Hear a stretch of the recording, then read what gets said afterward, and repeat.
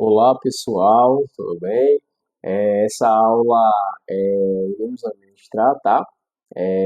Terá como tema a geografia do Nordeste, né? E o solo do Rio Grande do Norte, de forma bem resumida, tá certo? Essa aula será administrada por mim, né, o professor Roberto Silas, e pelo professor Danilo Carvalho, tá certo? Iremos abordar os assuntos principais, pela qual venha ficar uma coisa mais resumida e entendida, né? Então, pessoal, o que acontece? Quando houve a grande expansão territorial do Brasil, né? Do Brasil Império. O que acontece? Os portugueses começaram a se expandir, né? Começaram pela Bahia, que foi o descobrimento, começou a ir por Minas Gerais, Goiás, começou a ir para Manaus, né? E também para o povoamento ali da região sul do Brasil, né? Fazer o povoamento, as suas colônias, como posso dizer. Mas também teve pessoas que se interessaram em ir para o nordeste dessa região do Brasil, né? Então foi em 1597, tá? Uma nova expedição portuguesa comandada e Jerônimo de Albuquerque chega no estado para expulsar os franceses e reconstruir a capitania em Natal, tá? 2 dias depois, os portugueses começam a construir o Forte dos Reis Magos, né? E concluindo o forte, se forma o primeiro povoado por portugueses, tá? E sua população se expande para outras regiões do estado do Rio Grande do Norte, tá certo? Mas somente, dando continuidade, somente em 1599 é quando é fundado o estado do Rio Grande do Norte, porque já tinha em suas mediações um vasto povoamento, né, em torno de 16 mil pessoas, que já estava aqui através dos portugueses em 1597, e até muito menos, né, mas só foi fundado mesmo o estado do Rio Grande do Norte, tá? Em 1599, tá? Feita essa fundação, né, a gente pode perceber que houve uma grande, um grande início de expansão territorial no Nordeste, né? Então ali eles começaram a descobrir outros locais, como o Ceará e tudo mais. Mas o que acontece? Hoje, geolocalização do Brasil, né, ou a geolocalização do Nordeste do Brasil, tá? Geralmente é, é uma região é formada, na verdade, por 9 estados, tá certo, gente? Alagoas, tá? Bahia, Ceará, tá? Maranhão, Paraíba, Pernambuco, Piauí, certo? Rio Grande do Norte e Sergipe, tá? E são reconhecidas essas regiões, muito reconhecida por suas belas praias, né? E pela sua rica cultura histórica, né? Então, a região nordeste do Brasil é formada, pessoal, por 9 estados, tá? São 9 estados que formam o nordeste do Brasil, e a gente está dando preferência hoje aqui nessa aula a falar sobre o estado do Rio Grande do Norte, tá? É isso que a gente tem que falar. Pronto, pessoal. Essa aí é a bandeira, o brasão do estado do Rio Grande do Norte, tá certo? Temos aí os ramos de tabaco, né? Os ramos de algodão, tá certo? A cana de açúcar, o coco, tá certo? A jangada, né? E representa muito bem a, a região costeira do Rio Grande do Norte. E a estrela que representa Natal, como capital do estado do... Certo. Olá a todos, eu me chamo Danilo, dando continuidade à aula sobre solos do Rio Grande do Norte. Nós vamos falar um pouquinho aqui sobre algumas características geográficas do Rio Grande do Norte. As dunas, falésias, caatinga e planície. Né? Nós vamos explorar um pouquinho as características geográficas aqui do nosso estado, focando em quatro formações distintas, né? Que o que eu acabei de falar, as dunas falésias, a caatinga e também as planícies. Essas características citadas são essenciais para que a gente possa entender o meio ambiente, a biodiversidade e o uso da terra aqui no nosso estado. Falando um pouquinho sobre as dunas, né? As dunas elas são montes de areia formados pela ação do vento, né? Comuns em regiões desérticas e também nas regiões litorâneas.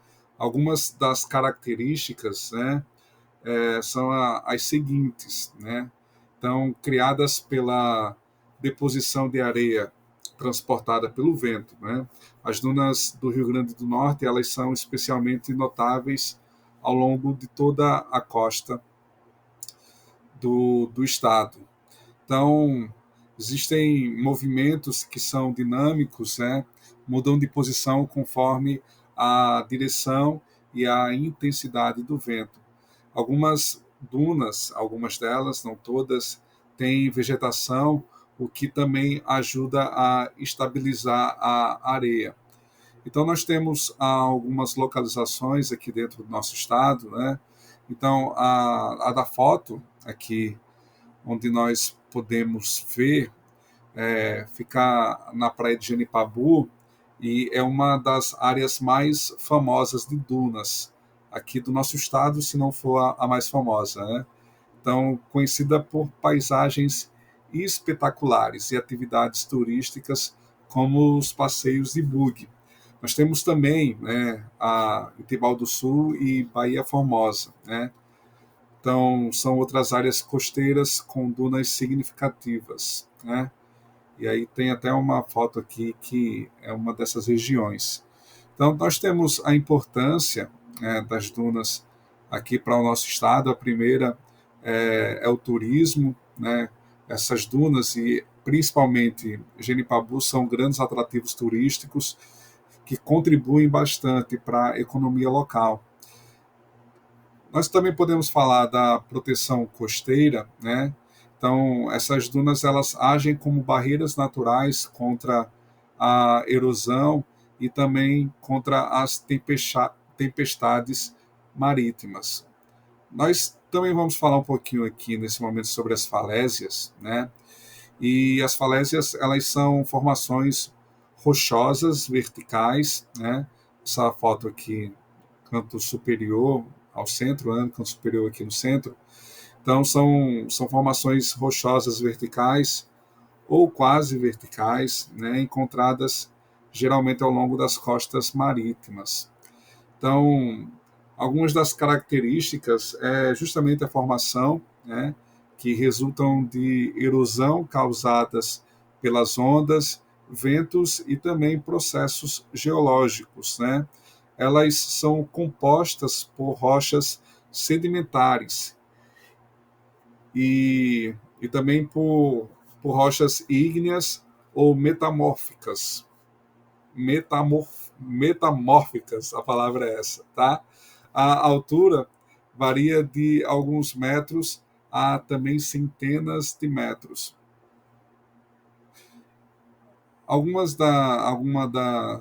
Das localizações, né, da localização aqui no nosso estado, fica na Praia de Pipa, também na Barra de Tabatinga, né?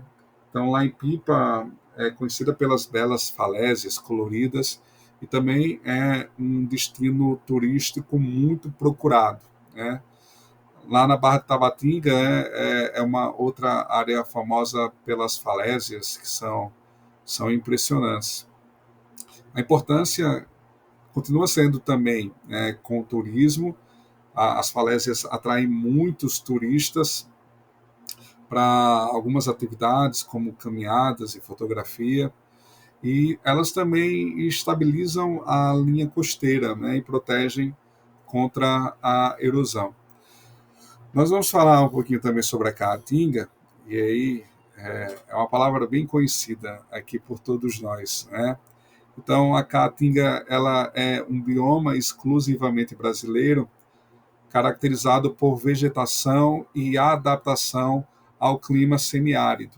Algumas características, né, são o clima, e aí no semiárido com chuvas irregulares e alta evaporação, e também a vegetação, né? Predominam plantas xerófitas, como cactos, arbustos espinhosos, né? E árvores de pequeno porte. O solo, né, ele é raso, pedregoso e também muito pobre em nutrientes. Então, a caatinga, né, esse bioma, ele predomina no interior do estado, né, especialmente nas regiões do Sertão e do Seridó. Por fim, nós vamos falar um pouquinho sobre a planície. As planícies, elas são áreas geográficas relativamente planas e de baixa altitude, né? Geralmente são formadas por sedimentos depositados por rios. Então, falando de algumas de suas características, né, a, e aí tem poucas elevações ou depressões, é frequentemente fértil, né, devido à deposição de sedimentos. Então, tem uma vegetação variada, incluindo pastagens, savanas ou florestas. Aqui no nosso estado, né, a localização no Rio Grande do Norte, nós podemos falar do Vale do Açu, que é uma das principais planícies do estado, então, conhecida por sua produtividade agrícola. Também no litoral, as planícies costeiras são importantes para a agricultura e a urbanização. Então, essas são algumas das características aqui do nosso estado, então, incluindo as dunas, falésias, caatinga e planícies, que são essenciais para a economia, a biodiversidade e também para a cultura do nosso estado.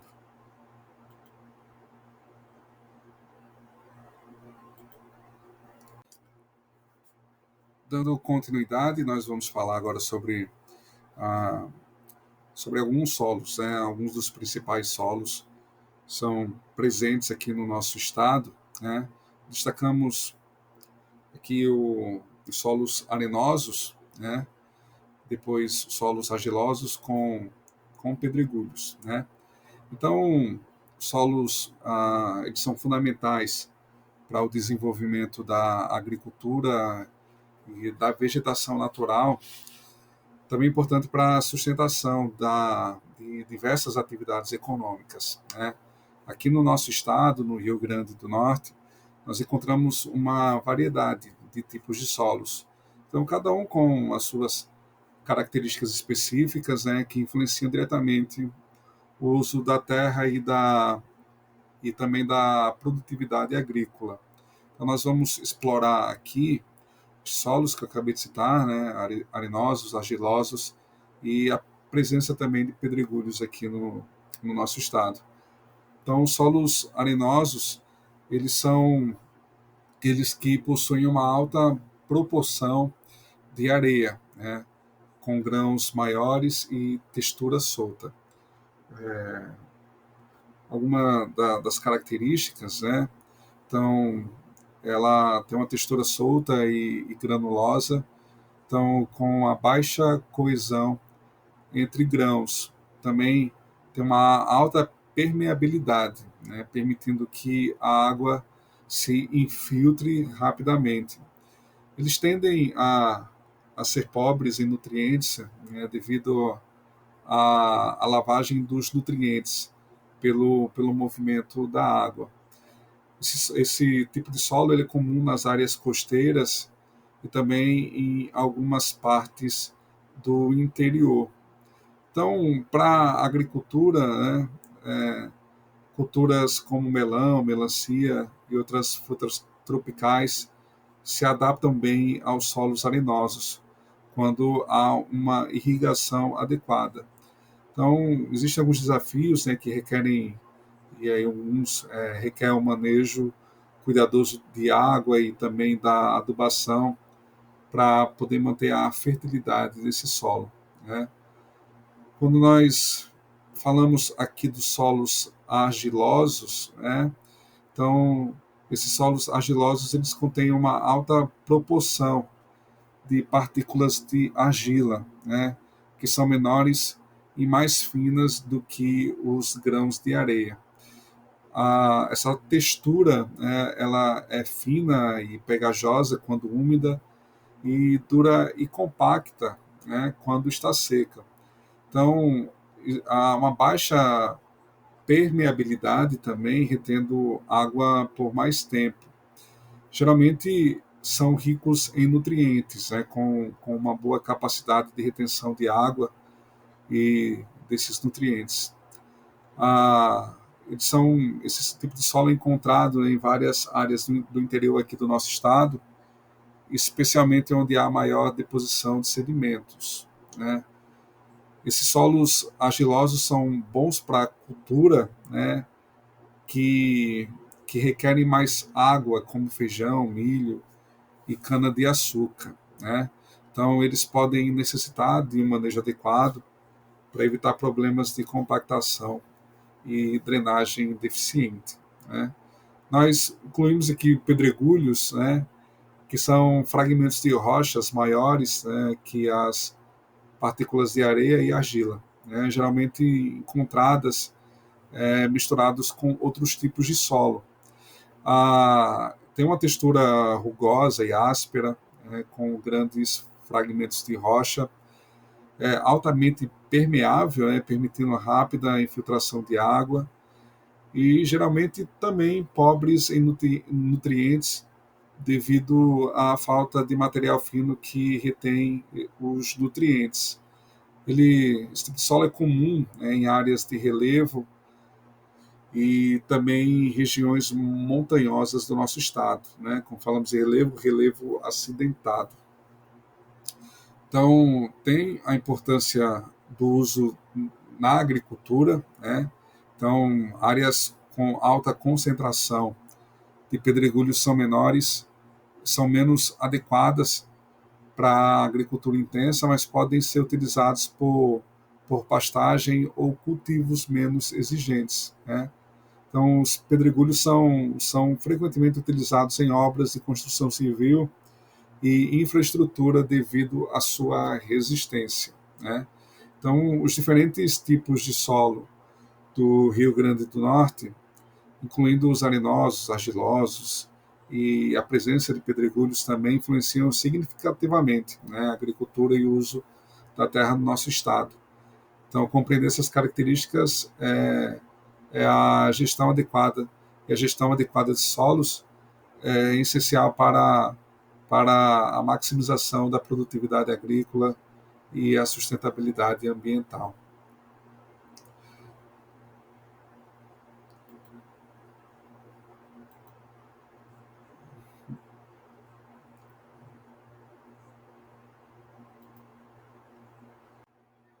Aqui nós deixamos as referências, né, que utilizamos para esta aula.